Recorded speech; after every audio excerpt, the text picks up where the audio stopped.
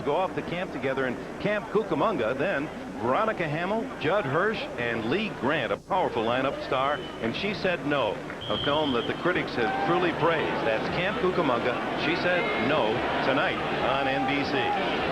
Well, Dick, here, my guess is that Marino will come out throwing. He can't really waste it down running. They've got to go to their strength right now. Hard to score when you only have the ball a minute and a half a quarter. Tony Page underneath is collared just shy of the 30-yard line by former Cowboy Steve DiAsi. I've never seen that combination of time. 13-plus minutes in 1 quarter of ball control. You couldn't have written the script better giant-wise. Well, but the bad news is they got only 3. Right. That in a sense is a victory for Miami, because this Miami offense historically can score quickly, and field goals really don't beat them. Marino's first completion of the game, 3 yards to Page. 2nd and 7, Clayton in motion. Sammy Smith, his first carry, and he gets only 2. Eric Dorsey, former Notre Dame star, number 77, plugging the hole, along with Eric Howard. Another look at the 10-minute ticker. Cincinnati now a 10-0 lead against the Patriots. Cleveland has scored a touchdown at home to lead San Diego 7-3. These 3rd and 5s are critical, but they get immensely critical when you don't get many of them, like the Dolphins. Without any ball control, they have to get this one, or they're facing that same giant offense again. Marino on the shotgun, 3rd and 5. Guns it complete, and a nice catch on the near sidelines. Appeared to be Fred Banks. No, Mark Clayton. Clayton sliding his hands along the turf to grab that one. That makes his streak 56 consecutive games where Clayton has caught at least 1 ball. The running back combinations for both teams have become critical. They have a number on each roster, and they all have a specific job to do. In this particular case, a Sammy Smith and a Tony Page and a Mark Logan, these are the kinds of guys that have special jobs, and I believe we'll see Marino start throwing these short ball control passes that will try to get some momentum. Dolphins first down the seam it goes. Is it caught? Yes! What a catch by Tony Martin, the first-year receiver from Mesa, Colorado. Now they say incomplete. Dan Marino was talking about seams against the zone, and that's what we'll see here. Working straight up the field, but both receivers end up very close together, and it allows 2 defensive backs to make the play on the ball. Yeah, from that angle you could see coming in was the safety Myron Guyton to deliver the blow. He was able to come over quickly because they didn't stretch that defense quite wide enough to eliminate him. Boy, Tony Martin, who, like his namesake, enjoys singing, but boys, that'll be bird music. 2nd and 10. Reno, the quickie to the tight end, Farrell Edmonds, hit immediately. Coming up to make the stop, Terry Williams. Let's just go across the river and see what's up at NFL Live. Well, Dick, as you'll recall, the first 2 weeks of the year, Cincinnati had to come from behind to win. Here, with the cameraman faked out by the play-action move of Boomer Esiason, it's Eddie Brown on the receiving end of a 42-yarder. Moments later, New England fumbled. Cincinnati recovered. Esiason connected again with Rodney Holman for a touchdown. Cincinnati has a 17-0 first-quarter lead. Now the Bengals off to a solid start, as they were the year they went all the way to the Super Bowl. 3rd down and 5 for Marino. He's going long down the sidelines, well covered and almost intercepted by Everson Walls, the clever veteran former Cowboy who has 46 career interceptions, and he was in perfect position there. They love their defense here at Giant Stadium. From the outside was great pressure coming from the outside from both people, but up inside you get the pressure, and this time Marino had to get rid of the ball quickly with a line stunt, but also the wind was a factor there. The wind sort of caught that ball. Not only the pressure, but the wind itself. Dave Meggett inside the 15 as Roby now kicks with the wind.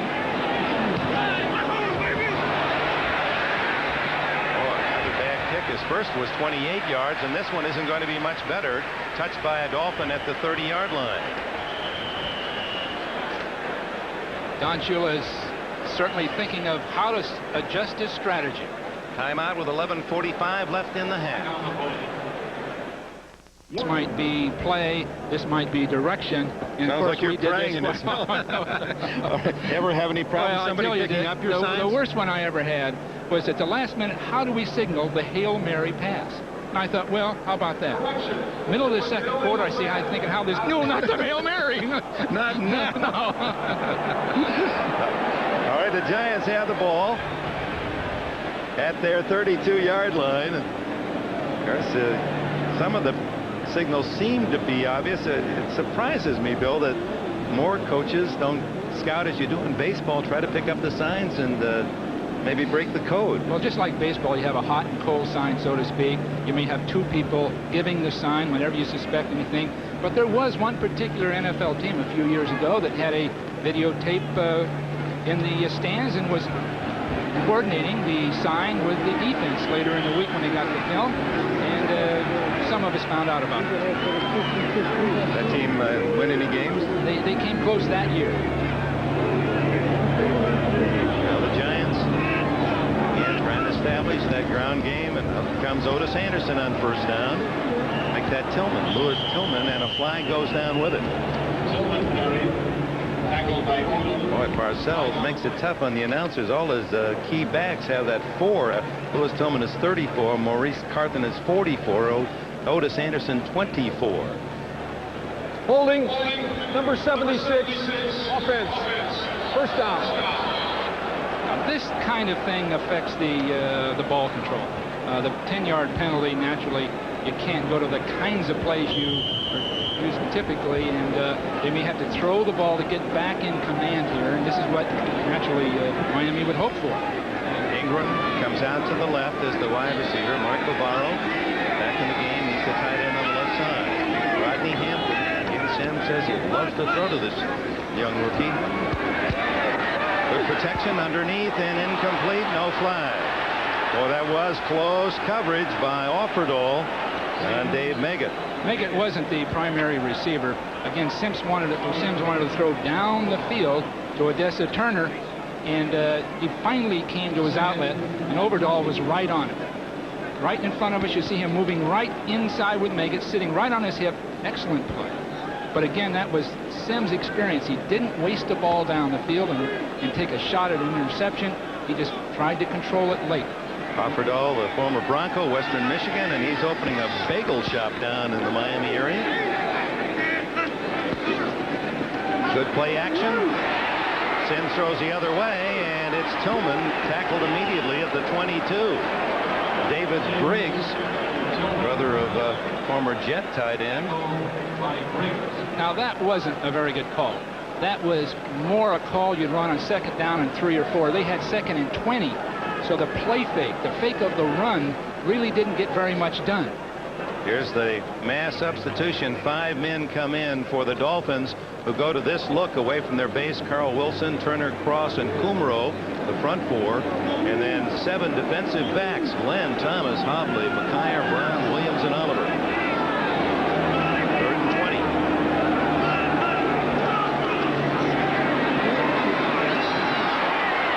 Flushed out, and Meggett. First down at the 46-yard line. Boy, what a weapon Dave Meggett is. Little 5'7" sprinter who always seems to get open on the big plays. That really must anguish Don Shula, because what occurred, they had the right defense, but no pass rush on Sims. You'll see all 4 of these men not getting anywhere close, giving Sims a chance to end up to the outside.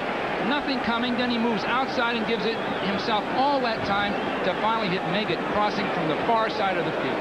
The pass rush just wasn't there. 22 yards on the play from the 44.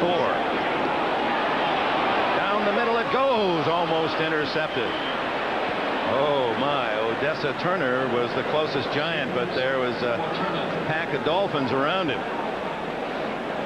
The Giants have lost some of the ball control at this point because they're stopping the clock with an incomplete pass. Now, whether that makes a lot of difference, you'll find out late in the game. But that running game, they're sort of stepping away from after the penalty. 3-0 Giants. Just under 10 minutes remaining in the opening half. Short field goal by Allegre, 23 yards. score.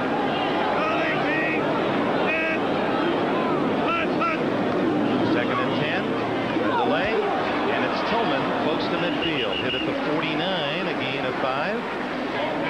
Tillman, a slashing runner. In a sense, he's an Otis Anderson at a much younger age. Now, whether he has the durability and relentless competitiveness that Anderson had, we'll find out. But Tillman really slashes and hits. They have specific plays they run with him. And as the season wears on, they'll have to depart from that approach because obviously the other team senses it when they're in the game. Hello, man. Otis Anderson on the sidelines. 3rd and 5.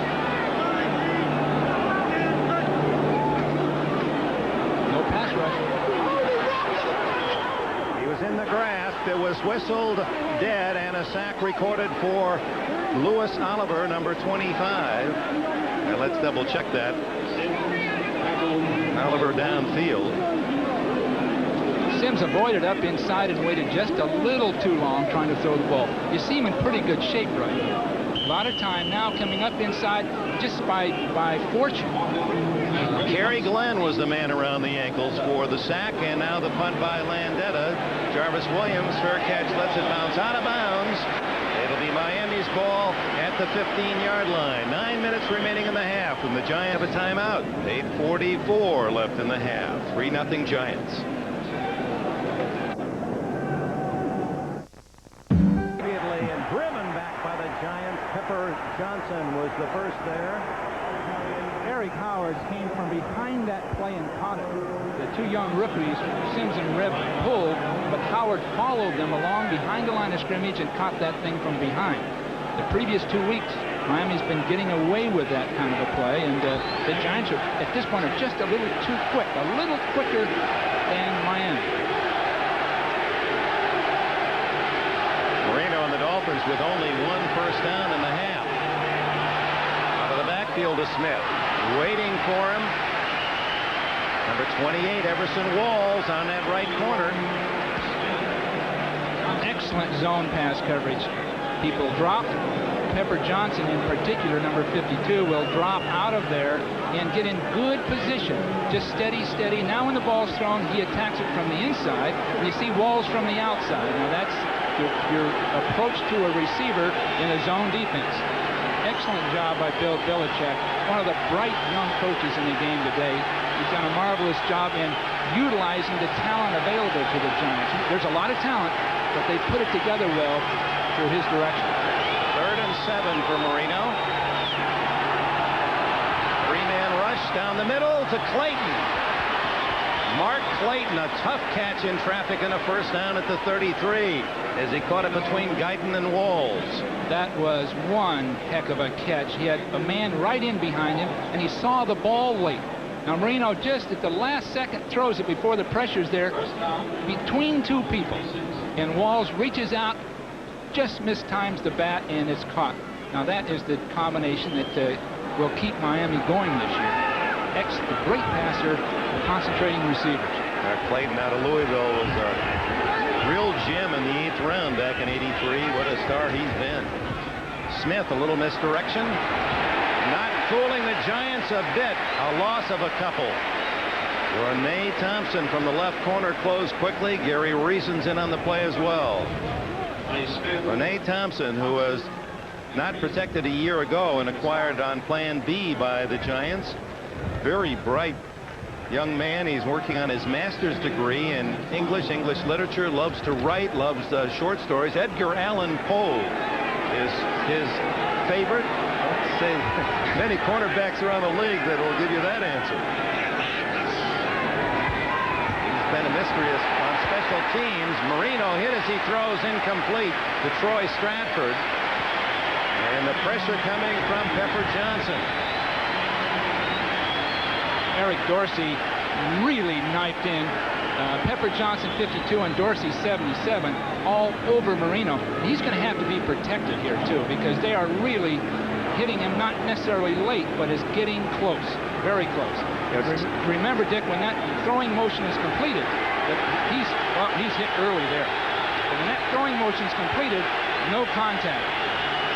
3rd down and a dozen.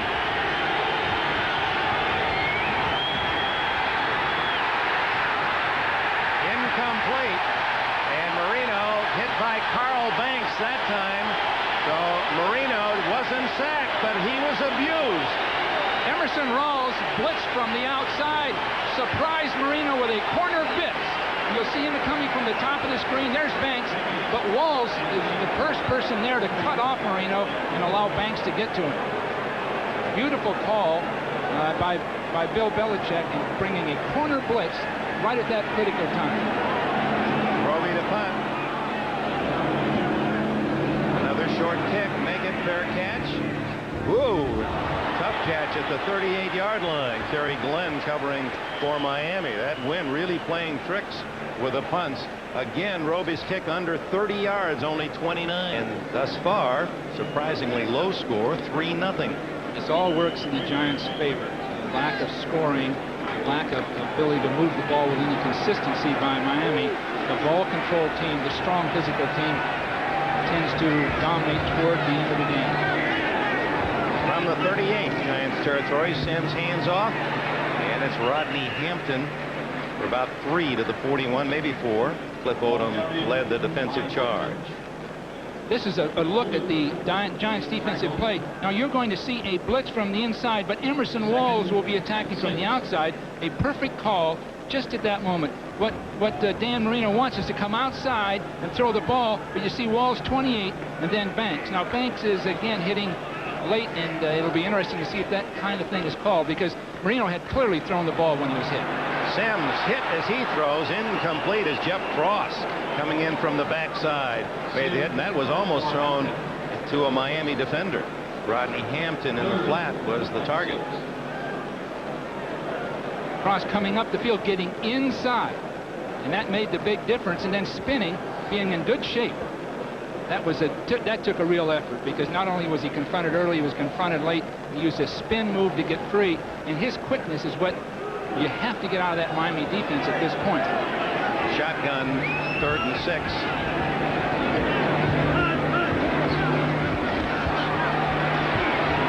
Underneath to make it. Breaks a tackle, breaks another. Finally out of bounds at the 37.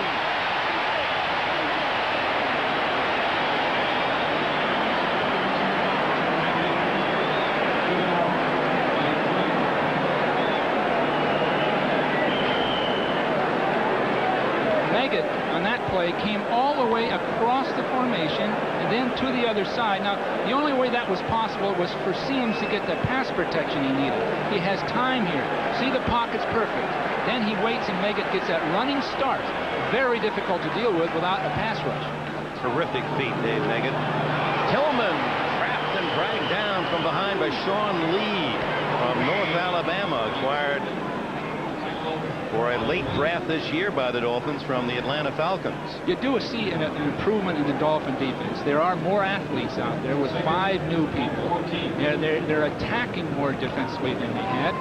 And Don Shula indicated, and he's done it a number of times, but last night very succinctly, the defense has come through this year when they've needed it, and where in the past it would fail them in the second half of the game. Now they seem to be coming through. 2nd and 14. Play action. Sims throws to Carthen. Incomplete, and a flag down. In the secondary of the Dolphins. Again in the past. Holding against the Dolphins. That carries a first down. So 2nd and 14 play. Holding, number 22, defense, 5 yards, automatic first down. Tim McKyer, your former cornerback with the 49ers. It's only a 5-yard penalty, but on 2nd and 14, it carries the automatic first down. So that's a tough one. Tim is really a different kind of guy. In his sense, he's got ability, he's intense, he wants to win. In another sense, he sort of distracts people. And I believe the Dolphins are going through some of that now. They know they've got a talent. Whether he can wear well with his teammates is a critical thing. First down, Sims. Broken up by McKyer, and there is that talent as he darts in front of Odessa Turner. 3:54 left in the half here. Let's check on other scores with Bob Costas. Okay, Dick, we take a look at the action in Cleveland. Billy Joe Tolliver of the Chargers back to throw, pumps, pulls it back down, lets it go. Now he wishes he hadn't. Intercepted by the linebacker Mike Johnson. Watch all the offensive linemen chase him futilely. He goes 64 for the touchdown. Browns 7, Chargers 3. Back to Dick and Bill. All right, Bob. Billy Joe Tolliver, the young quarterback of the Chargers, had his troubles last week against Cincinnati. Here's the throw back to Sims. Sims throws wide open. Oh, Mark Ingram to the 10. Let's check out of bounds at the 10-yard line. Jarvis Williams finally got to him. Does that excite the fans, and does that give the team confidence? Practice it all week. Now he'll hand off inside to Anderson. He pivots, throws to Sims. No one near Sims now. Crossing receivers, and the defenders completely lose track of him. I don't think anybody does that kind of play better than the Giants. You'll see him coming all the way across the field. No one really there to defend against it. Everyone just a little confused, a little out of sync. Now Ingram's first catch is a big one, and it's 1st and goal just inside the 10. And the umpire comes in to call time, an official's timeout with 3:06 showing on the clock. They were in that load formation, all set up to hammer that right side of the offensive line and the Miami left side. Just all set to hammer it and see what they could get on the first down. Excellent execution, one of the very best. We want 5 seconds on the 45-second clock instead of 4 seconds. Thank you. There's the load formation, set up to the right. Bill Sims really using his running backs, and probably that pattern will increase in number. The way he's talking about the likes of Meggett and Rodney Hampton. Otis Anderson. All the way to the 1-yard line. All of these things have been carefully practiced, and the execution is excellent. That's why, that is why the Giants think they're very close. Now 60 will pull. You get motion to take a defender, but you see excellent blocking right at the point of attack. Now Anderson will stretch it with his guard pulling up inside. Excellent block at the point by Eric Moore. And again, execution. One of the most beautifully coached teams in football by Bill Parcells. Otis Anderson tries the center, but nothing there. Lewis Oliver, who made the hit to save the touchdown, number 25 on the last play, but more than Oliver to close the hole on that second down effort. So it'll be 3rd and goal. As the Giants move the ball down the field running, the two great safeties for Miami, Oliver and Williams, are deep in their zones and unable to support, all by the design of the Giant offense. 2-minute timeout. Sunday, we welcome you back to Giant Stadium, where the Giants have the ball just outside the 1 of Miami, trying to add to their 3-0 lead. It's 3rd and goal. My guess is if they don't get it here, they'll go for the touchdown on 4th down. Anderson. Is he in? Yes, touchdown.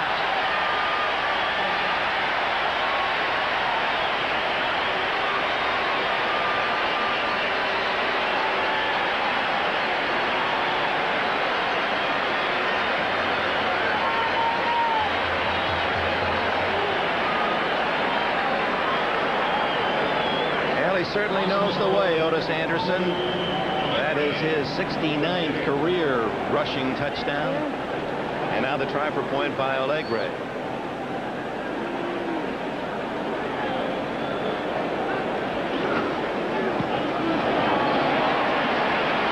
Dominating on the ground, the Giants with 1:57 left in the half. Yard line to Mark Logan. At the 30. Tackled by Bobby Abrams, piloting the MetLife blimp today with all those beautiful pictures. Our captains Corky Bellinger and John McGurk.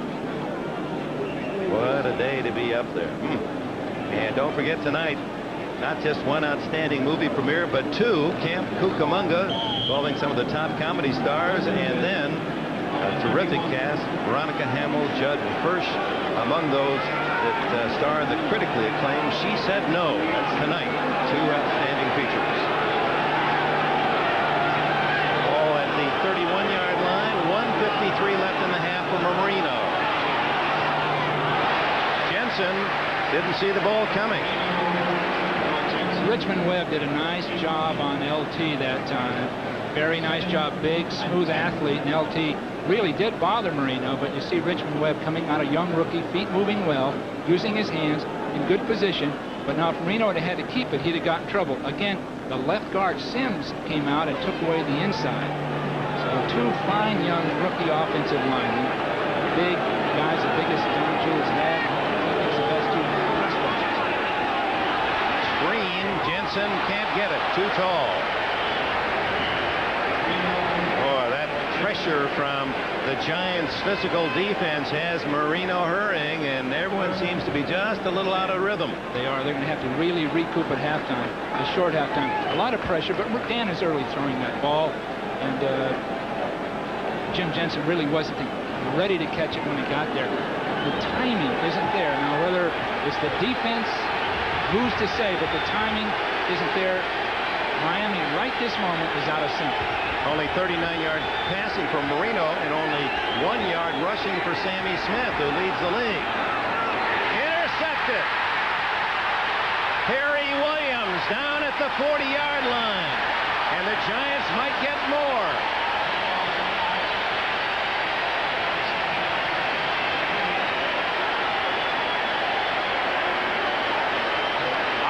I'm disappointed in Dan Marino. I can't, for the life of me, figure out what's happening. I think he's trying to throw seam passes. No, it's hard to figure. One receiver breaking out the other end, and 2 defenders between them, and the ball's still thrown. They're really going to have to sit down and decide what they want to do in the second half. I don't mean what the plays are, but how they want to play the game. Well, now, Bill Walsh, the Giants pose a real threat to Miami's hopes. If Bill Parcells' team can score another touchdown, they've got a minute and a half to do it. They could blow this one wide open at halftime, leading 10-0.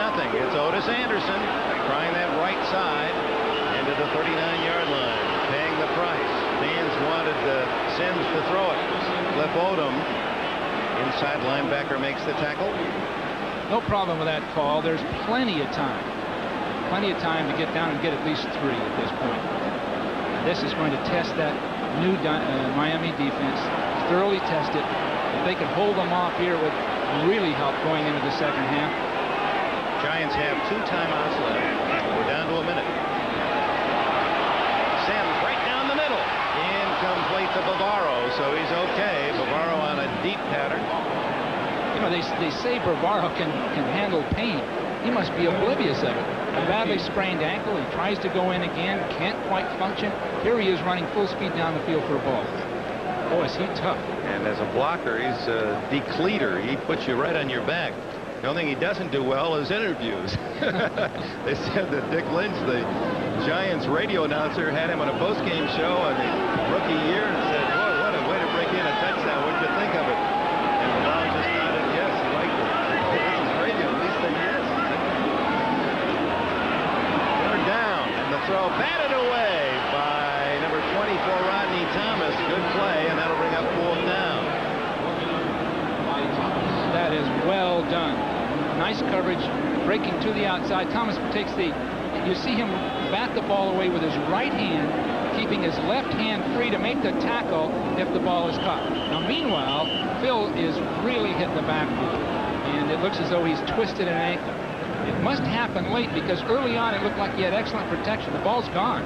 There's the hit right after.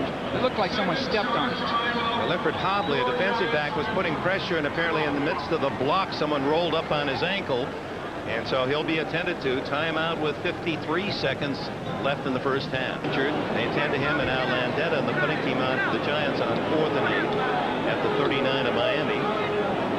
Sims looked as though he had his foot stepped on. Really smart, but naturally it isn't anything serious. Martin and Williams back for Miami. Dolphins aware of a possible fake. See those linebackers talking to each other. Vendetta trying to loft one down inside the 5. And finally down at the 3-yard line. It appeared to be that man again, Renee Thompson, who saved it out of the end zone. What a play! He combines 4.3 speed, sprinter speed, with intelligence and then an instinct for the game. I don't think I've seen a more effective punt coverage man. And he changed around their punt coverage this last season. 490 yards difference in total punt coverage. You see the speed, and look at him leap in the air. He's got to get it back before he lands on the ground, and he did it. Thompson, of course, playing against his former teammates and friends and trains with them in the offseason down in Miami. It was very important for him to play well today. He's made 2 outstanding, 2 gems on special teams. Up the middle goes Mark Logan, the 8-yard line, and Don Shula pinned at his own end. Isn't going to take any chances here at the end of the half. Already down 10-0. You know, a year ago, Thompson joins the Giants. In '88, there was their net yards per punt. '89 with Thompson around 37.4. Now, he didn't account for all those, but Bill Parcells says, I look at him as a man who's gained 490 yards. That was the net difference. That's 49 first downs that Renee Thompson gave us. High praise and apparently deserved. So the clock ticks away. This will be the end of the first half. The Giants lead 10-0. It didn't seem as close as all that if you were a Miami fan. That's the story at Giant Stadium. Let's go to NFL Live and Bob Costa. Meeting coming up. Billy Joe Tolliver pumps once, then Have a 10-0 lead, and as you said at the top of the telecast, Bill, that Miami would have to pass. They've not been able to pass the ball, and the Giants would love to run it, and they certainly have done that. Giants dominating. Miami's going to have to throw the ball in the second half effectively. I'm not sure they can.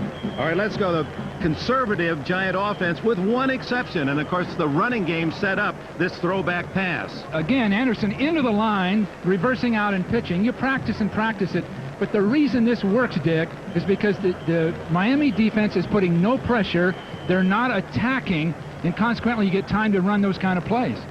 Mark Ingram with a catch, and that set up the only touchdown of the half and gave the Giants a 10-0 lead. Meanwhile, Dan Marino, the passing offense really has been empty for the Dolphins. 99 out of 111 NFL starts for Marino. He's thrown at least one touchdown pass, and he holds the records for 3 touchdown games, and he's one behind Unitas 4 touchdown games. And when he doesn't throw one, the Dolphins struggle 2-10. They really do, and Marino's going to have to hold the ball longer, but Banks and Taylor are getting so close to him, he's throwing prematurely. Goff starts the second half, and it hits the back of an up lineman, and then covered and out to the 33-yard line. The Dolphins take over. So Miami and Dan Marino will get the ball first. If we're going to see a change in tactics or a turnaround in the game, we'll see it right now, Dick.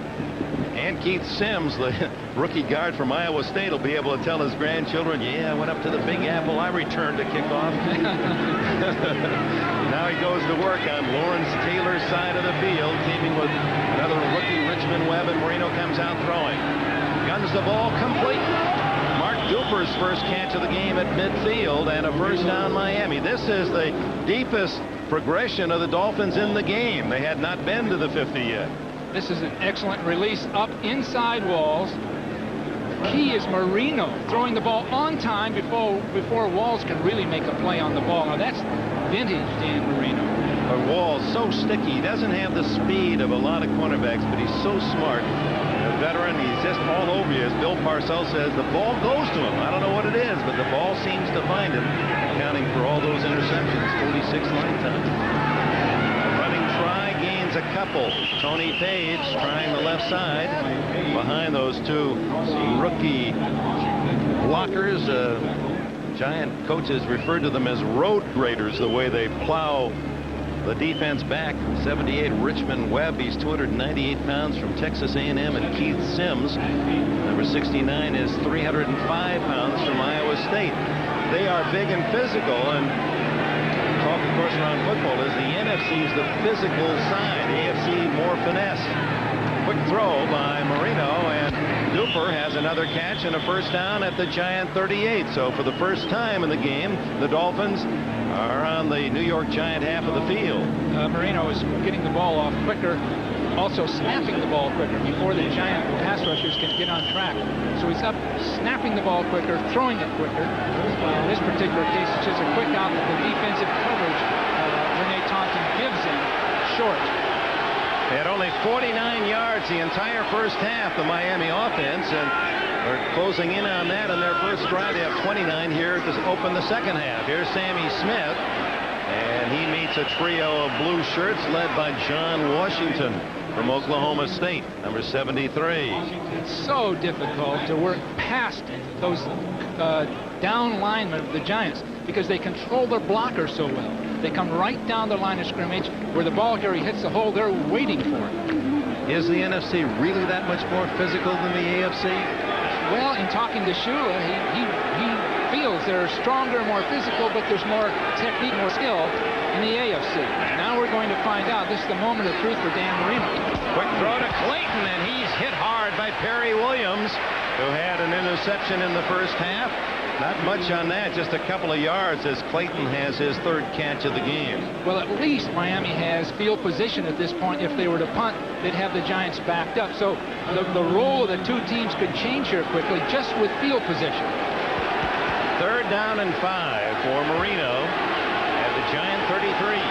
10-0 Giants as Taylor, who's been blocked well thus far, lines up on that right side, just outside Richmond Webb. Cross goes long to Banks, incomplete, right through his hands as Greg Jackson might have gotten a finger on it. Good throw by Marino, but incomplete. They went for it all. Banks started up the field, bent in and break to the corner. Pass protection was good. He had Jensen in the backfield helping him. Beautiful throw, right on the money. Should have been caught. They just can't afford to drop a ball like that. They're not going to get that many chances. Pete Stoyanovich is going to try a long one. Nearly 52 yards. He kicked one here 59 last year against the Jets. If the wind's just right, he's got a chance. But you can't tell that wind down. Hits it high. It's long enough. It's good. Oh, my. Stoyanovich from 52 yards gives the Dolphins a much-needed 3. Timeout, 11:52. Smart, very smart. And by Mitsubishi, bringing you a full line of award-winning automobiles. See them all at your Mitsubishi Motors dealer. Welcome back to Giant Stadium. Stoyanovich with a kickoff after what is now an officially 51-yard field goal attempt. Dave Meggett won't run it out. He said it's 20. They fumble just inside the 52 on the field goal try, and so Stoyanovich gets a 51-yard effort, his second longest. Well, tonight, we told you a couple of outstanding movies that we'd like to share with you on NBC, so join us for Camp Cucamonga and She Said No.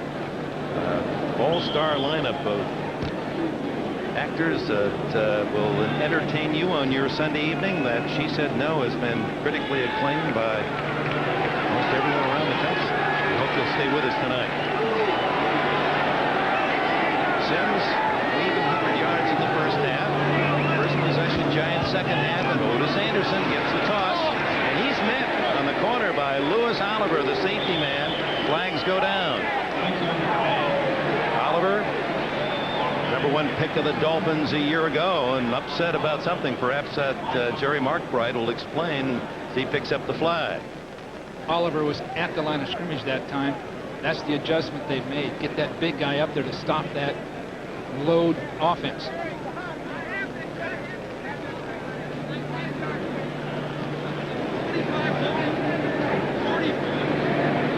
We have offsetting fouls. Face mask foul, number 25. Defense, a 5-yard penalty. Holding, number 44, offense. Penalties declined. First down.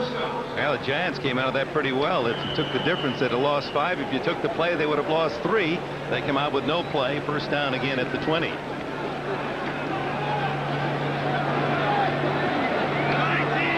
Two wide receivers to the left. Meggett now in the backfield. You got to keep your eye on him. He slips through the line of scrimmage. Sims with all day to throw. And then and finally throws it away. Good coverage by the Dolphins. They had dropped their linebackers into coverage, and that zone had all the targets covered for Sims. All the time he wanted. Everybody was fooled, but the defensive backs didn't buy the fake run. The linemen did, but not the defensive backs. They were right with their receivers. And Phil could very well have run at that point, but his experience paid off. Just threw the ball away. He just doesn't want any errors here, any misfunctions, because Miami is, in a sense, coming back. Their tactics were very good coming out of the halftime. Again, 2 wide receivers left. Turner and Ingram. It's time to give his to Anderson, as they hope that the Dolphins would be looking for a fake. And it's only a 3-yard gain as Alfred Oglesby, the number 3 pick of the Dolphins from Houston, made the stop. Oliver came flying out of that deep middle into that running play that time, and really has become a factor. A year ago, all kinds of problems. Ankle sprain, shoulder problem, not playing his consistent, although he led the team in interceptions, but now he knows the game, knows the system. Is a major factor at 220 pounds. 3rd and long.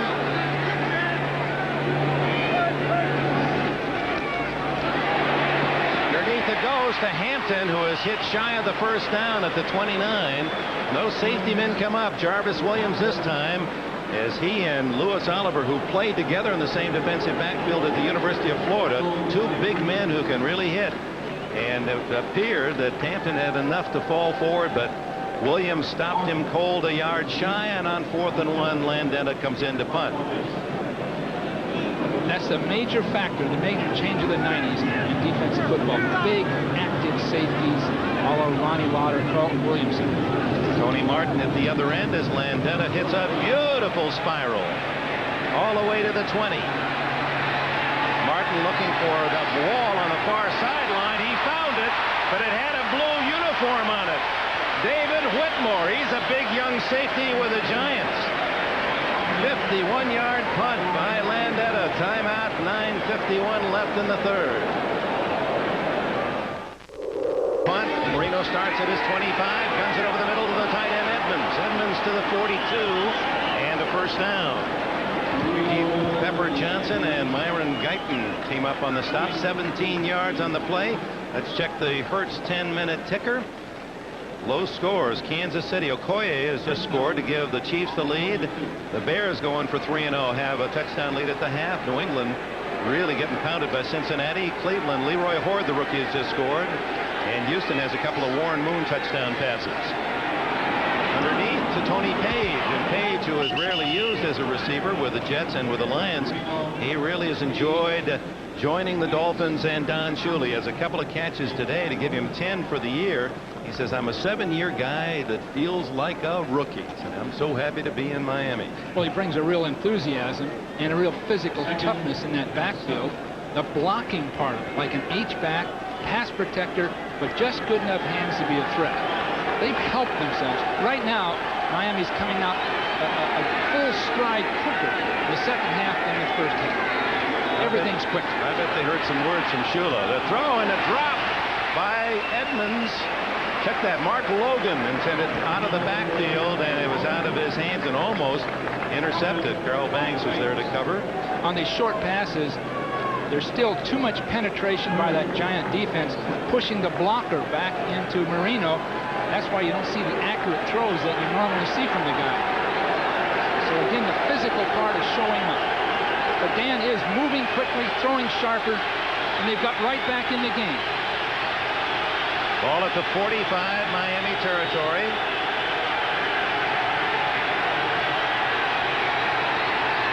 Marino way over the mark. Mark Clayton felt he was held, but no flag. Pepper Johnson all over Marino. Just when Dan wants to step into his throw, he's got somebody pushing right into his face. And Pepper leads the cheers as he leaves the field.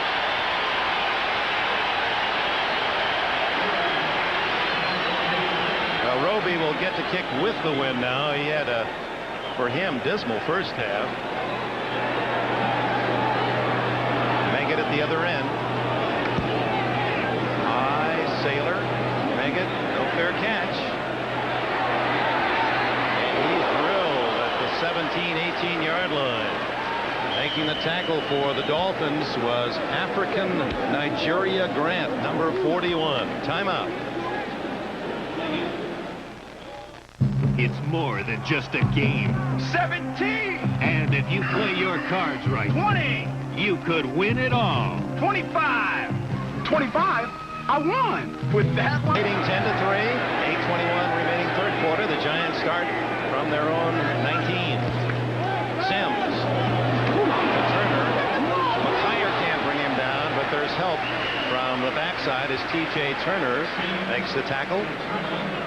David Griggs there as well. Sims looking for that load formation to the left, isolating McIyer way over to the right, one-on-one. McIyer handled it very, very well. He kept his head up, kept his feet underneath him, and made the stop. He didn't lose his man immediately. Gain of a long 6. Second and a short 3.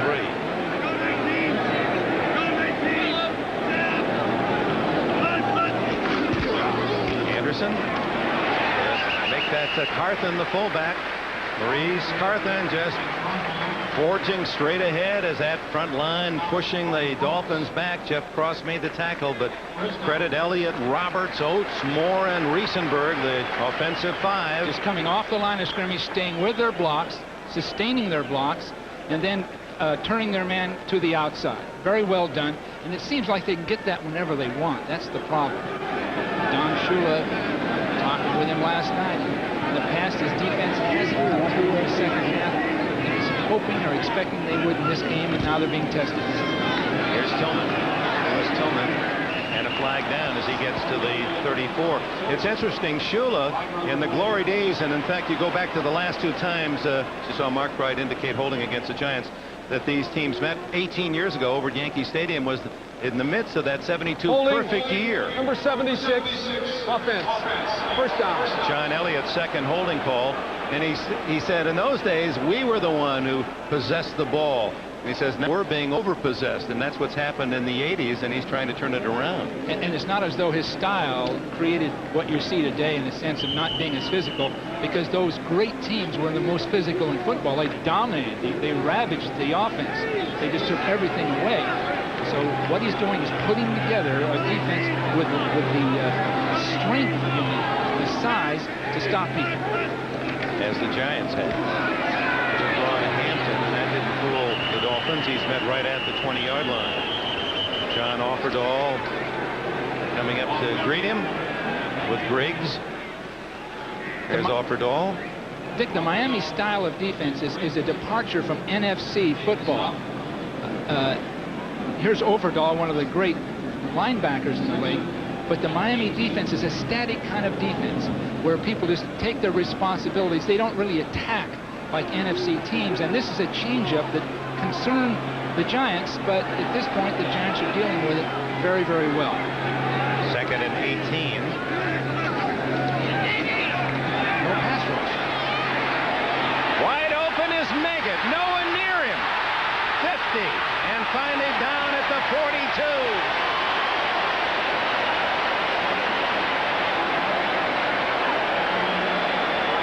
What a big play little man he is. 38 yards. Just in a sense, a blown coverage by the Miami secondary. Their safeties just didn't get where they belong. And when he released up the field, there was just no one there. McIyer did not hold up, and there's Sims feeling pretty good about it. They spotted that coverage and hit Meggett down that sideline. McIyer did not hold up Meggett. He should have caught him at the line and slowed him down, and he didn't get it done. Big plays for Meggett, 81 yards on 3 catches. Lewis Tillman. And the tackle made it to 41, a gain of maybe a yard. Well, the fans, of course, would like to see the big, exciting plays, but the Giants are built for the cold weather, and there's a definite design. Bill Parcells wants a certain kind of player, a player defensively that can stop the run, and a player offensively that can move the ball on the ground, because says once we celebrate Thanksgiving, you've got to think ice and cold and strong winds, and that's the kind of team I want. That'll get me in the playoffs. December team.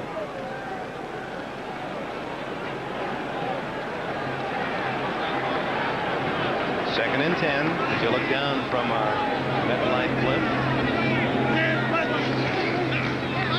Play action. Sims, though, did not fool, and a flag goes down. Cliff Odom, and Odom, as he made the tackle, apparently they're going to call intentionally grounding against Sims. Well, Shula got his call. He had argued earlier that Sims had dumped one off, and Jerry Markbright this time went into the pocket. Sims just a little late. Grounding, number 11, offense. Just a little late down. throwing the ball. Third down. Tried to fake a counter play the other way. You see it going the other way, and now he holds the ball to come outside. If he could have just delivered it early, just a little bit earlier, he might have had a play. That was finally coming through with something that would make a difference by Odom. Cliff Odom, who was a Plan B acquisition from the Indianapolis Colts. Bill Parcells, do you think he'll be a New York Giant coach next year at this time? I believe he will. Bill is intelligent, obviously, very intelligent, one of the best coaches in football, and he's struggling with all the stresses of being a coach. But I do believe he'll stay with it for another year. He has 2 years on his contract. There's that screen. In that open field, tough to corral, and he gets most of the penalty yardage back as he's down to the 40-yard line before Hobley and Cross can track him down. It'll be 4th and 9 at the Miami 40. You know, Dick, when Meggett's in there, you almost have to have an athlete like him covering it. You can't leave it to a linebacker. It might look good on paper. Or even a safety man. You need a very quick, nimble man to get right on his hip. Because once he gets control of that ball, he outraces everything. And you know, we had him in our office before the draft. They brought him in to me. And I thought to myself, how could this guy ever play football? You can't be serious. 5'7".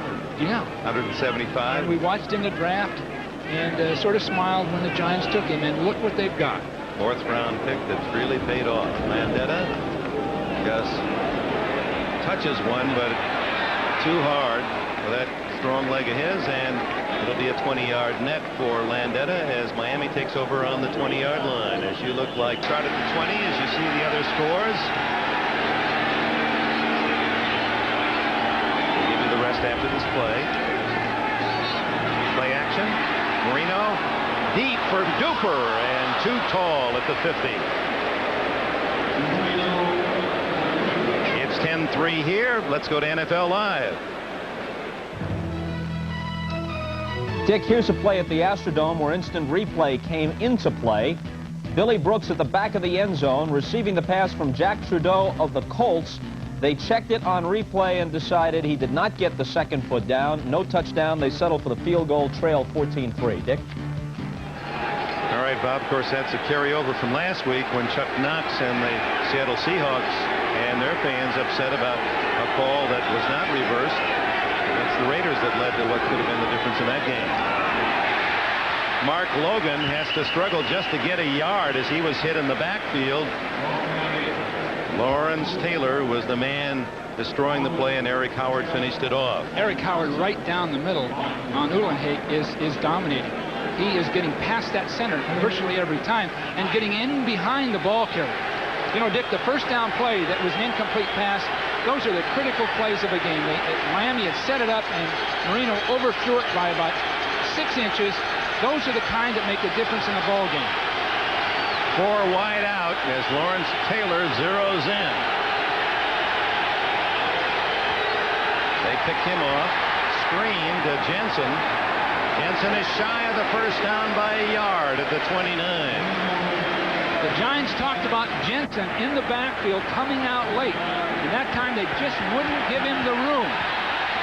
Greg Jackson made the tackle. Another standing O for the defense.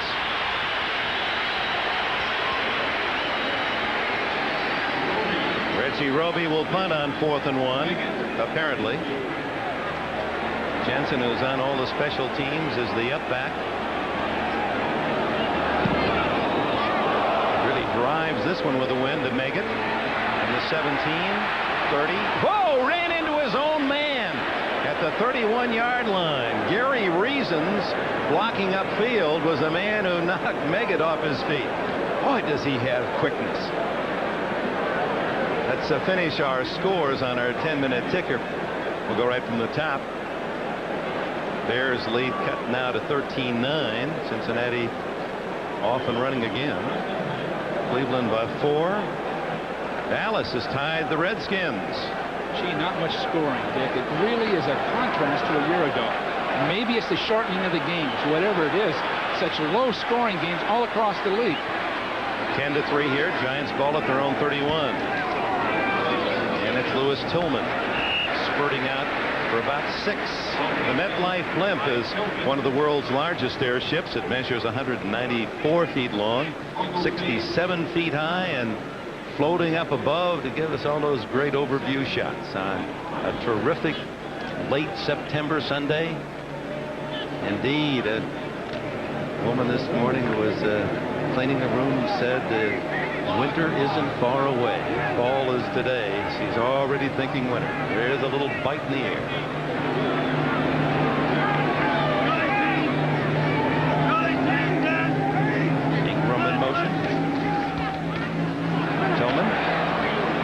To the 39-yard line. In college, his fraternity brothers gave Tillman an interesting nickname. He had a broken leg, and he said, I was very shy, didn't like to talk. So what was the moniker?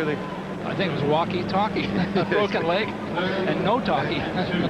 Walkie-talkie. Now, he did most of his conversing with some big numbers there at Jackson State. He just says he wants to keep drives going. We asked him about his style. He says, I like to think I'm a slasher, a cutback, but what I like to do is play 100% and keep drives going. And going, by the way, Ron Earhart talked about 20 first downs would likely win this, and I guess the Giants are getting rather close to it. 11 at halftime. Final seconds, third quarter. Tillman again. For that second effort, he may have gotten the first down. That will be the last play of the third quarter. Oglesby got him down. There's the gun to end the third period. We'll check to see on the measurement first down. First, these words from line. Available in their bookstores this week is Bill Walsh's copy of Building a Champion. Any coach or, well, I know all the NFL coaches we talked to said they have their own copy. But I'm intrigued by the fact you always had the headset on.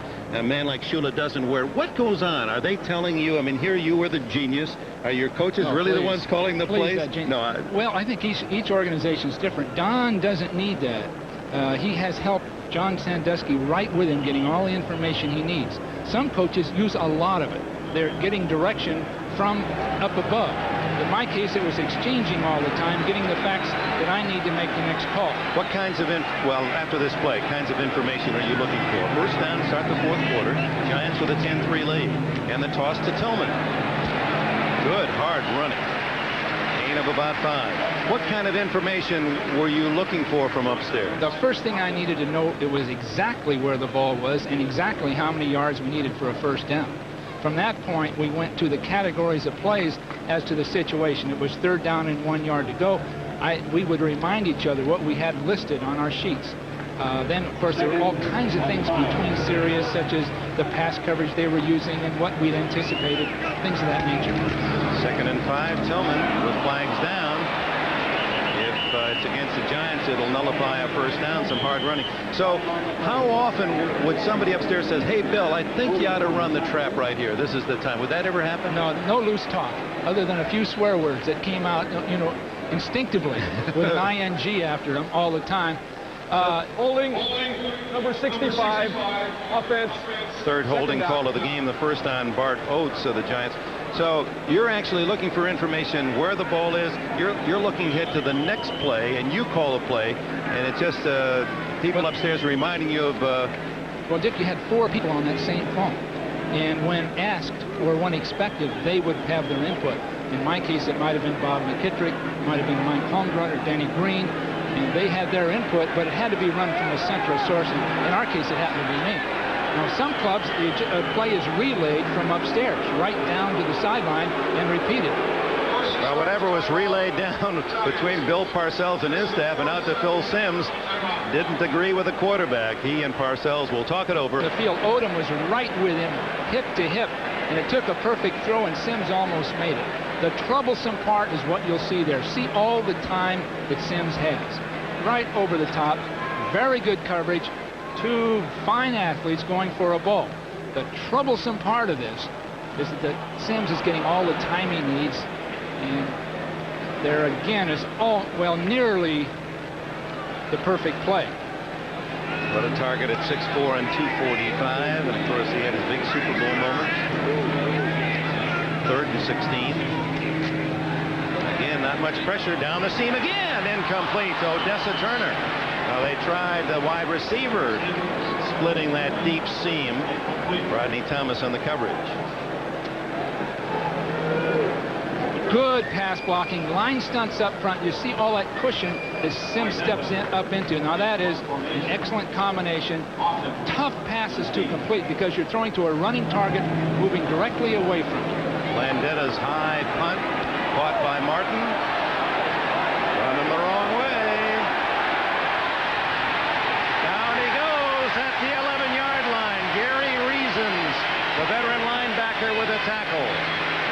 Now the Dolphins deep in their own end. Another timeout. Wouldn't it be great if suddenly you were in charge of the annual swimsuit issue, deciding things like how the models pose and who gets the cover? And wouldn't it be great if the models brought beer? Really great beer. State Farm is there. And by Mazda Cars and Trucks. Mazda, it just feels right. Marino and the Dolphins start at the 11. Sammy Smith. That's the best effort of the day for Smith, who opened the game with 215 yards rushing in his first 2 games to lead the league. Takes 2 guys to take Taylor, and I'm sure they planned it that way. He's sitting outside the 2 people pushing him off the field and back, and you've got Page, an excellent blocker, and finally Taylor does get moved back. That's the most successful running play they've had all day. 5 carries for Smith, 6 yards total today. 2nd and 3. Smith again runs into his own blockers and then squirts forward for a first down. Oh boy. Flag goes down, and from deep in the defensive backfield usually means a tight end holding. When you get to that 4th quarter and you haven't been able to sustain anything, any holding penalty like this naturally can be disastrous. It'll come down to just 2 or 3 plays. Number 80, offense. It'll come down to just 2 or 3 plays, Dick. Miami will have to get a big chunk of yardage. They're not going to get it driving, even though they can pull off a 5 or 6 yard running play here and there. They've got to get one big pass play to get close. Instead of a first down, it's marked all the way back inside the 10-yard line. 2nd and 13, and this is where the Giants love to tee off, and they're being spurred on by this crowd of 77,186.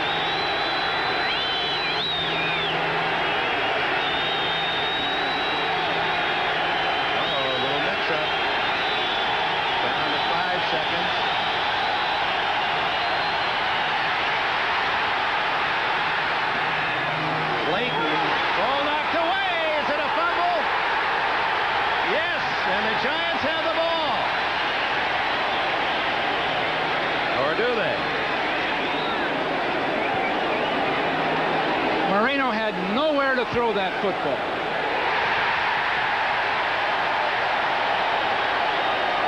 They may want to review that to see whether Clayton had possession.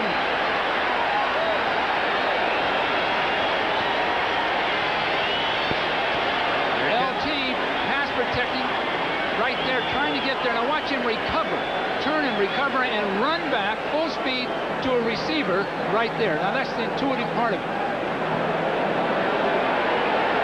Taylor, what a ball hawk he is. Misses all of summer camp, comes back, leads his team in sacks, 2 forced fumbles, leads his team, had an interception for a touchdown last week, covers a fumble today, draws double, triple team. That makes somebody else happier. They're looking at the tape to see whether Clayton indeed had possession of the ball and both feet down. Let's take a look. To tell there. He certainly didn't have it long, did he? Bill Parcells, in reference to Lawrence Taylor, relentless, explosive, but what I noted, he said he blocks out pain, blocks it out. Fans, of course, reacting as they want the Giants with the ball at that 10-yard line. And the savvy fans here at Giant Stadium understand that why the delay at this point is because it is being reviewed upstairs. But there's an intuitive sense about the great player, the Ronnie Lott as an example, or the Lawrence Taylor. It's almost nonverbal. They have a sense for the game. We saw him pass rush, turn and run to the receiver, and be heads up for the football. Almost like he's on the field by himself. They're allowed 2 minutes this year, so that is the rule imposed on themselves. Here's another look. Just tough to see whether he ever had the ball. It just was in and out of his hands so quickly. Yeah, another thing has happened to the officials, and not many folks comment about it, but you don't see that decisive call anymore. The official on the spot never made a call, and it's almost wondering, well, I'm not so sure. Let's wait and let the instant replay decide. And it's tougher for them. I think the old school would like to be able to say, hey, let me call it. I may make a mistake now and then, but After further review, the play stands as called. Completion, fumble, and recovery. First down. just outside the 10-yard line, the Giants with a 10-3 lead and get a big turnover. I'd have to give that, other than Taylor and the coverage, I would have to say the way that they've designed their pass coverage to play this Miami offense, Marino had nowhere to throw that ball. He threw it very late, and he saw the result. Maurice Carthon gets half of those 10 yards. His idol was Jim Braxton, the former Buffalo blocking back for O.J. Simpson. Juice will remember how many extra yards. Made Juice a lot of money with all those big blocks at Buffalo, and Carthon loves to clear the way for his backs here with the Giants. I hope they treat him better than Juice did. Give Braxton a free meal now and then. Nah, come on. You keep getting on Buy him a pair of shoes now and then. 2nd and 5.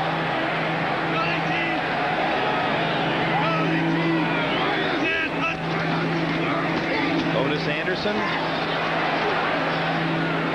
1 or 2 yards. Well, they've stuck with their ground game inside the 10. You almost have a feeling this is the time where they're going to do a little roll or a pass. Well, 3 points, in a sense, would ice the game. And that doesn't mean that Marino can't come back and make some things happen. But to get beyond the touchdown lead with the way Miami is pass protecting and playing defense, it would probably settle the issue. Actually, officially 3rd and 2 for a first down, 3 for a touchdown. Anderson again. To the 1. He has to be almost to the goal line for a first down.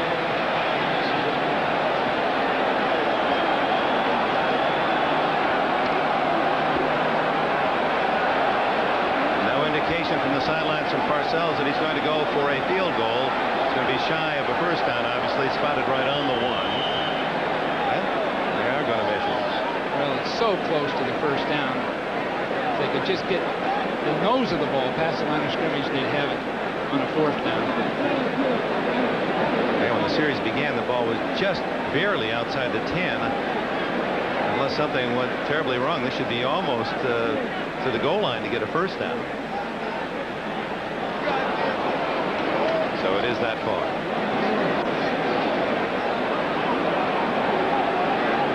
Well, they're not going to go for the 3 that would give them the 10-point lead. So this really is the game. A touchdown the way the Giant defense is playing.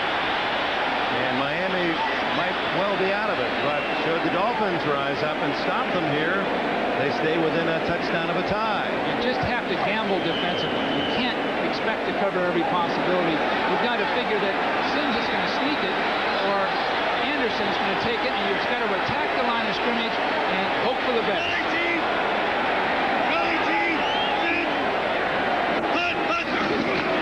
Anderson. Touchdown!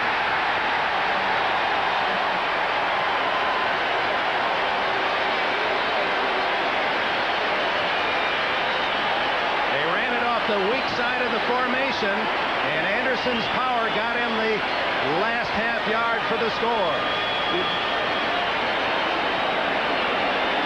If there's a single dominant factor in this game, it's the offensive line of the Giants.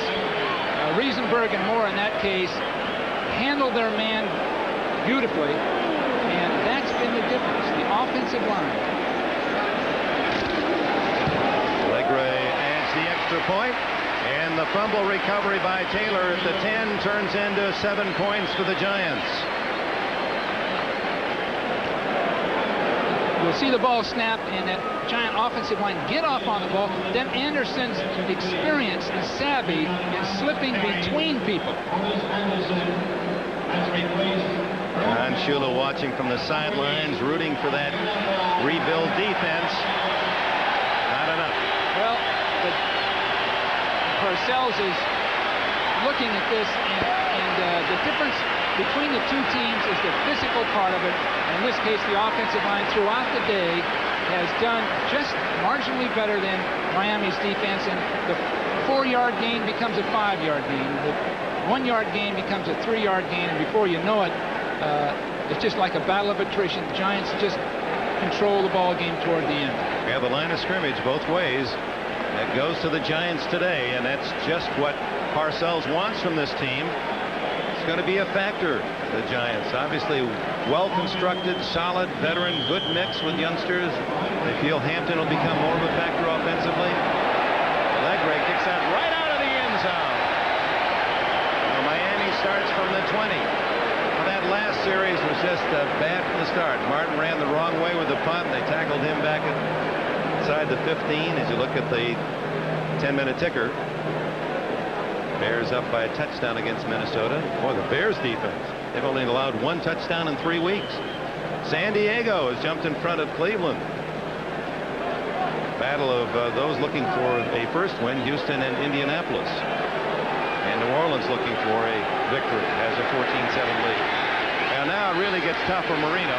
9:59 left, trailing 17-3. One-handed catch by Mark Duper. And out of bounds he goes. Nope, they mark him down at the 33. Let's go back, take another look at the fumble that set up the touchdown, and Lawrence Taylor, how he's all over the field. Hammering into the line of scrimmage. Look at his effort level. He reacts to Marino's first move, then sprints to the outside. See that ball, and he's so heads up, right position to get it. Now, by and large, even the best player would still be back on the other side of the field looking to see what happens. Well, there hasn't been a lot of thunder and lightning thus far. As we talked earlier, flag goes down, and the catch is no good. He trapped it, Detroit Stratford. Let's go to NFL Live in New York. All right, Dick, you may recall that earlier in the game, Billy Joe Tolliver was intercepted by the Browns' Mike Johnson, who brought it back for a touchdown. But Tolliver rebounds and rifles his second touchdown pass to Anthony Miller, one of the best young receivers in the game.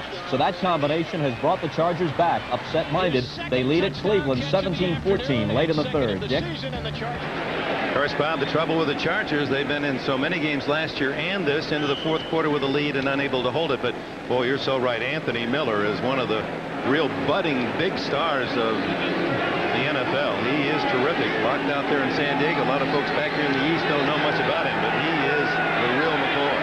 After the holding call, Marino rolling to get room and throwing it downfield. He has a man open, but the throw is shy. Duper sees Guyton lateral. Guyton to Walls. Walls to the 40 and out of bounds at the 26.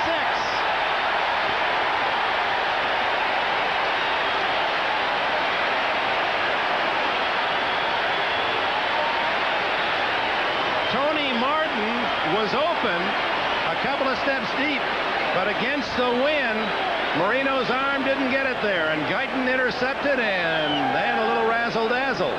You see him open deep. The ball was just underthrown, and Marino had every reason to be able to throw that, every chance, because he had his feet up underneath him throwing the ball. It just, either the wind caught it or something, but it suddenly began to flutter, fell short, and you see the result. For the first time, he had Marino with good protection. He rolled out, had a chance for the big play, and couldn't get it done this week. Now at the 27, 40 yards on the return by Everson Walls. Tillman trapped in the backfield by David Briggs. Told you that his brother Billy, a tight end with the New York Jets. David was a 7th-round pick by New Orleans last year and acquired by Miami and was on the developmental squad. Now it's a matter of just taking that clock as far down as you can take it and just hammering it to Miami. And Don Shula was concerned in the last few years, especially last year, his defense fading in the 4th quarter. And I'm sure they all, when they can look at the films tomorrow, anticipate them holding up here, establishing themselves. Win or lose, establish yourself right now. Tillman again on 2nd and 10. It's 3 or 4, and a flag goes down. Man, we hope you stay tuned tonight on NBC for 2 outstanding movies, and then Monday night, tomorrow, you can become a millionaire. Pick up an NBC McMillions game card at your nearest McDonald's. Watch the Fresh Prince of Bel-Air. If your number matches the numbers revealed during the show, you can become a millionaire. So watch the Fresh Prince of Bel-Air tomorrow night with the kickoff of McMillions on NBC. Bavaro with the hold. Happy faces. There's Cubby Walls. His mother's nicknamed Everson. A little old for that. He said, no, Mama still calls me Cubby. He's got a restaurant down there in Dallas now with Tony Dorsett and Eugene Lockhart. They call it the Cowboy Cafe. Very, very unique guy. Of course, here's LT, one of the great ones of all time. But Walls, he's got ice on that arm, on that elbow. I think he'll be fine the rest of the day. Tillman, after the penalty, they stay on the ground to the 30. No need to gamble. Put it in the air. It's a fairly conservative offense, the Giants, and they have the team built for it. Well, you add a Walls to people like Taylor and Banks. Walls' experience can really help out, especially late in the year. They'll put him on the best receiver. He'll play soft and deep in the zone, and probably the best interception man the game has seen in a long time. Well over 40 interceptions as a cornerback. Rarely do you see that. 3rd and 13 for Sims. Meggett with him in the backfield. And he gives it to Meggett. He gets off the blocks. There are just some athletes that are wonderful to watch run, and Meggett's one of those. The way he gets those feet moving. Short of the first down. And in comes Allegre to try a field goal that would move the Giants up to 20-3. You'll see people as fast as Meggett not playing nearly as well or not even making it in the NFL. But Meggett explodes wherever he goes. Full bore, speed. He doesn't concern himself with the hazards involved. That's why he'll explode through a hole that a lot of people would be very tentative about.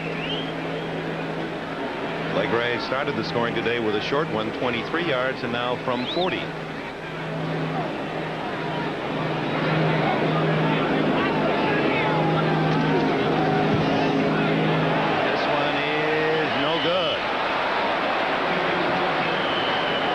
His first miss of the season. 3 for 4 for Allegre. It stays 17-3. Most of Chuck Foreman's rushing records at the University of Miami. Now number 8 all time, approaching 10,000 in his career as a pro. Underneath the mark, Clayton across the 30 to the 33-yard line. For the first time, the Giants rushed 3 people and are softening their coverage. Marino should get some completions underneath, but likely to get anything done unless he's attacked way down the field. Jim Jensen on a screen, but the ball too low from Marino, and Lawrence Taylor and Leonard Marshall putting on the heat. Jim just hasn't looked good, to be honest with you. He had 2 screen opportunities that looked like he was waiting for somebody to hit him as the ball was coming. And that's just not Jensen, because he's been one of the toughest guys, Crash Jensen, in the league as a special teams player. Just not him. They've got to do better than that. He'll know it when he's on his way home. 3rd down and 1. Putting the tight end in motion. Flags are down as even in the middle of the field, the Dolphins having trouble picking up a yard or 2 against that tenacious Giant defense. You'd think he'd run to his left. Maybe they're trying to run away from Taylor. But with Webb and Sims, the 2 massive rookies on the left, they still ran right. Offside, number 56, defense, lined up in the neutral zone. First down. They're just staying away from Taylor, Dick. That's all there is to it. They want nothing to do with him. I don't blame them. LT, his son, is a young, aspiring football player trying to follow in his dad's footsteps. He's just 8 years old. We get a chance, one of the mothers filming the Pee Wee League. Caught him scoring his first touchdown in the first game. 3 people rushing. Taylor on. Marino's left. Nice job. There's the first sack of the year allowed by Miami as Marino goes down. Taylor and Marshall. It looked as though initially that Taylor was well blocked, but Marino had to move to avoid Howard, and that in a sense created all kind of turmoil. You see Taylor coming here and being reasonably well blocked, but Howard forcing in here with confusion, and Marino had really nowhere to go, just a lot of bodies. You see him moving around through people, getting knocked down. Play back, and Marino throws out of bounds. Well covered was Mark Duper on that 2nd and 17 attempt. Renee Thompson on the coverage. Oh, I've seen a lot of Marino games and some brilliant ones. Over 500 yards against the Jets a couple of years ago. Many 4-touchdown games. In fact, he's only one shy of Johnny Unitas' record, but not many days like this for Dan Marino. The Giants have really slammed the door on him. Bill Belichick, the defensive coordinator, deserves credit for a lot of this. Just the style. And of course, talent-wise, they've got people coming up that field relentlessly. And Dan's thrown the ball early, and his timing's been bad. Trailing 17-3, trying to come up with something big. Just does elude the rush and throw, almost intercepted. It was Renee Thompson again. The offensive line was collapsed. They got a blitz, and Banks was with Jensen trying to block him. It just wasn't enough. You'll see this coming up the field. And Jensen trying to come up, and he can't quite get the job done. Banks just takes him apart. And then Marino throwing while being hounded, and the ball didn't have much on it. Thompson almost intercepted. Roby's punt to make it at the 30. And he picks up 9 after the 39 before Jensen can make the tackle along with Mark Logan. 39-yard punt, 9 yards on the return. Lawrence Taylor. Well, he may be on the backside of the mountain, but for many players, they'd like to be just close to where he is in their prime. Well, they complement each other with Banks and Johnson and Taylor. They've got a group of people that attack. Elliott, this is one of the best defenses in football. And Don Shula just hoping against hope that his team has matured enough and developed enough to play equal to these guys, and they're just not ready yet. Well, I guess when you go back to Thunder and Lightning, we have heard some rumbles now from Lawrence Taylor at the end, but on such a beautiful day, no sparks, no lightning from Dan Marino on the other sidelines. Taylor, what did Parcells say? There's Marino now, spectator, wondering, maybe already thinking about next week, that it's his competitiveness. As a coach, he said, you'd love to have a guy that's a great player, but he's just so competitive. And we saw that on the fumble recovery, didn't we? We did, and also the best players are personality characters, but they're guys that believe in each other and that work hard. With Banks and Taylor and all of these guys, they work hard. They're not only great players, they set an example to the rest of the team. Here's Otis Anderson, straight ahead to the 45-yard line before Williams and Oliver, the safety men, can bring him down. You know, Don Shula, I'm sure, is looking for that ultimate George Halas win record, and this is not something you can predict him getting it very easily, because this Miami team is still most likely a year or two away. They may be able to win their division, but he still needs better and more personnel, and it's going to take another full year to get into the Giants category. Well, but he doesn't have to play the Giants of the league every week. He gets to go back to the AFC, where obviously the competition isn't quite the same. He won't be running into many Giant defenses over in that AFC East. You're so right. O.J. again.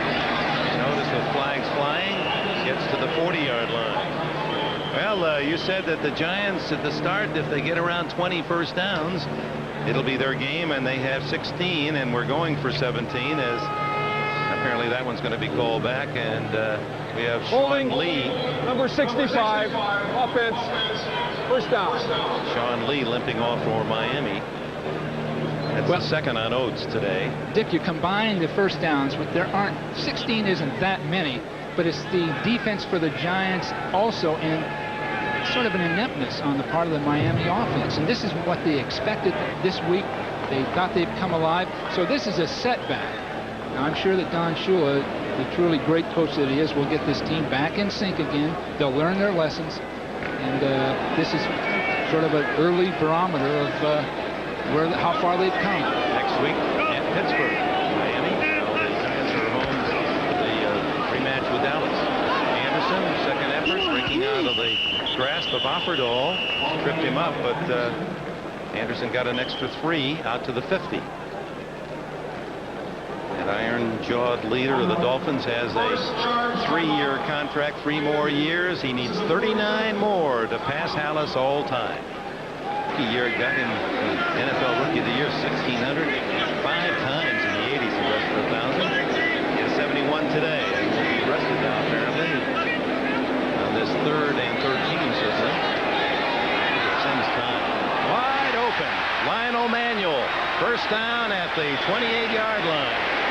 Sims again, well protected. Well, a 3-man rush, and Miami not going after him. And I would think if they had it to do, they'd just sell out blitz to try to stop them, because the game's slipping totally away from them now. There's no use sitting back in a prevent defense. And the Dolphins spend their final timeout with 2:21 to go.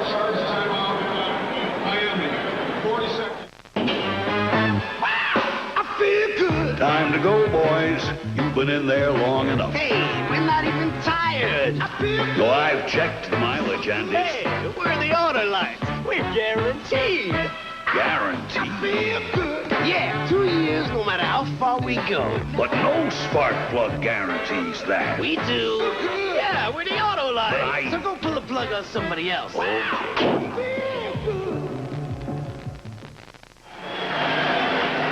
Giants in total command from the opening kickoff, 17-3, with 2 minutes and 21 seconds to go.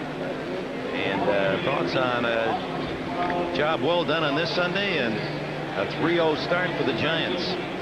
The reading 3-man line that Miami plays just can't stand up to this Giant offense. The Giant offense is just too strong, too big, too physical. Anderson, who is so sure-handed, Offerdahl makes the tackle, and that's why Bill Parcells apparently is not using some of his younger backs. He wants a man that's reliable, doesn't fumble. He'll take it down to the 2-minute timeout.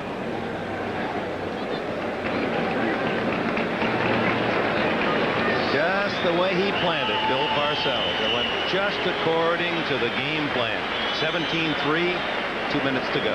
This is one of the parents in the Pee Wee League over there here in New Jersey, where Lawrence Taylor's son TJ plays. That's TJ now, who's rolling out here with the ball. He gets the first down here. Here he is running in the first game of the year for a touchdown. TJ Taylor, Lawrence Taylor's son. Watch the high five. He's as tough as his dad. Boom, knocks his teammate over. So TJ Taylor, aggressive as his father is and competitive. They're cute, aren't they? Really are. Well, penalty on the Giants. It's 3rd and 13. Miami's going to be blitzing everybody they've got just to try to stop this thing. Anderson straight ahead and stopped at the 28-yard line. And see if Bill Parcells just runs it out. No, he's going to bring on Allegre for a field goal. Well, in evaluating this Miami team, 2-1 is certainly not bad, especially in their division. There have been some improvements, but I was disappointed in the passing game. Now, maybe they've given so much time to the running, and rightfully so, but Dan wasn't as sharp, his receivers were not as active, and the pass protection pushed too far into Dan, so he was throwing off his back foot all day. Now, there aren't many defenses like the Giants, but to get to the championship level, Miami has some real strides they have to make. 45-yard attempt, Allegre. And it is good. So Allegre 2 for 3 today, and the Giants lead builds to 20-3.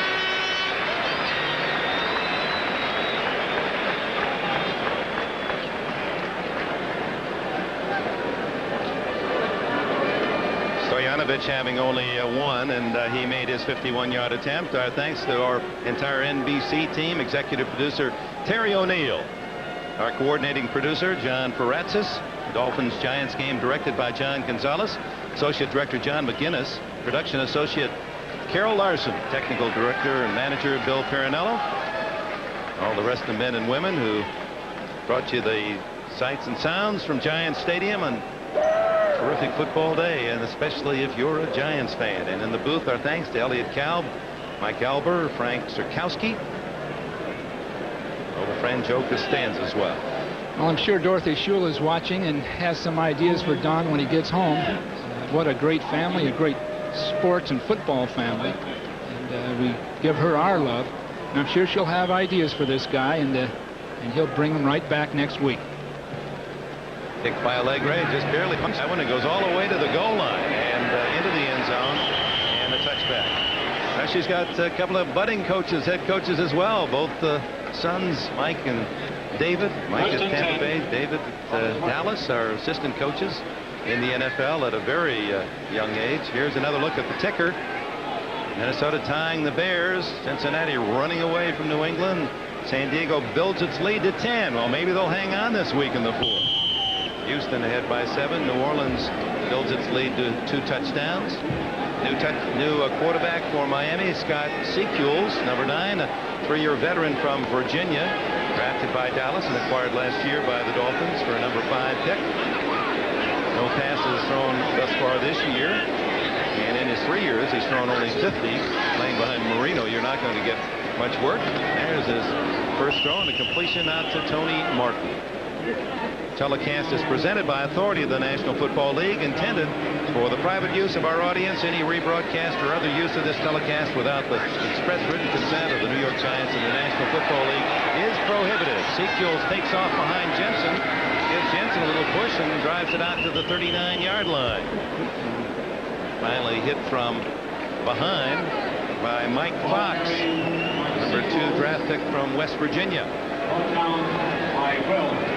Giants are on that 2-deep coverage that's unique to them. Secules hit from behind by Lawrence Taylor as he throws to Jim Jensen, complete out at the 43-yard line. Banks makes the tackle. 15 seconds showing on the clock. Timeout is called on a penalty, apparently. In the grasp? No, they're saying now incomplete pass. Incomplete is the call. The Giant defense with 2 deep safeties and then a number of people across the front with most often 3 men rushing is unique to them, but they've really made it work. Well, Bill, we saw the Bears in their opener 2 weekends ago, and they impressed us with their defense. And the Giants, boy, this is a defense that you're going to have to be very, very good and physical up front on that offensive line to beat this Giant club. No question. And Marino had a couple of chances down in the field, might have helped out, but just missed them. And against this team, you can't just miss. You only get a few shots. Yeah, but that's like the horse turning for home that rallies and just finishes 5th, but 8 lengths back. It's the Giants' day, and they're going to finish it up as Secules throws an underhanded pass to Jensen, and Jensen gets to the 47-yard line. Lawrence Taylor limping at the end of that play. He's grabbing the back of his leg, so we'll just have to see. That's where a hamstring is pulled. But he was fatigued on the sideline. Then Cole had to go back in the game. Here is that final play effort by Taylor. You saw his right leg give away a little bit there. He may have pulled it just a little bit.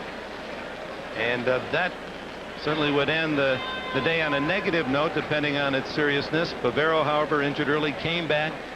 Taylor, well, they say just a little spit in that, rub it on that leg, and he'll be ready to go next week. So the Giants are 3-0 and impressively, well, maybe more serious than we thought. 20-3. Let's go to Bob Costas. final play.